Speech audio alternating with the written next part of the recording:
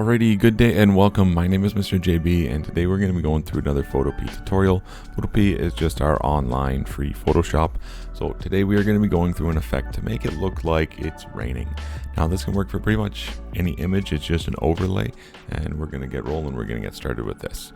So to start, I always like to duplicate whatever my layer is that I'm starting with, my initial layer. So I just do Control J and that should create a new layer.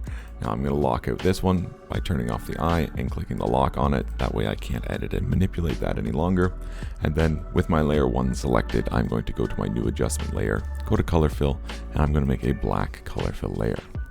With that, I'm going to change my view type. So there's a little drop down menu here that says normal. You're going to go all the way up until you select screen, and you should now be able to see your image. You're going to right click on this color fill layer and you're going to rasterize it. It's going to allow us to do what we need to do over the next couple of minutes. Now from here, we are going to go to filter. We're going to go down to noise and we are going to go down to add noise. Now with that, we want to select monochromatic. That way we can only have white dots because otherwise we end up with purple ones and a whole bunch of different colors, and bring it somewhere around the 50% mark. Doesn't need to be perfect, just somewhere around 50% will make a nice effect for this. The higher you have this, the more rain you will ultimately have, which can potentially distort your image. So 50% is where I like to leave that. And then with there, we are going to go to filter again. We're going to go to blur and we're going to select blur more.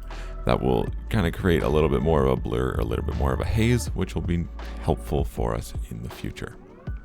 From here, we're going to go to image, go to image adjustments, and go down to threshold.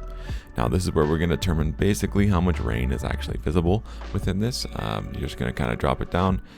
This is pretty much a personal preference item depending on how much you want. I usually stick it around the high 50s to 60s range.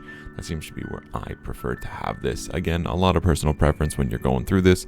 Select OK, and you should end up with tons of these white little speckles. Now from here, we are going to go to filter.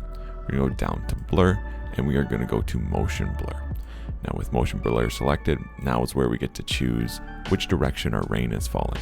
So to begin, I'm just going to kind of drag out my lines a little bit, and I'm going to change the direction. So if my rain was coming from the top left, I would kind of change it that way. If it was coming straight down, you just kind of alter that and move this angle around to change which direction your rain is actually coming from. From there, if you're happy with it, you're going to select OK, and bam. Now you've got a realistic rainfall coming down. Again, depending on how heavy you want this, there's a lot of micro adjustments that you can make, but overall, that is the effect, and that is how this is done relatively quick for creating this. Now, as always, thank you so much for watching. I hope you enjoyed and I hope you learned something. Have a wonderful day, take care, and be safe.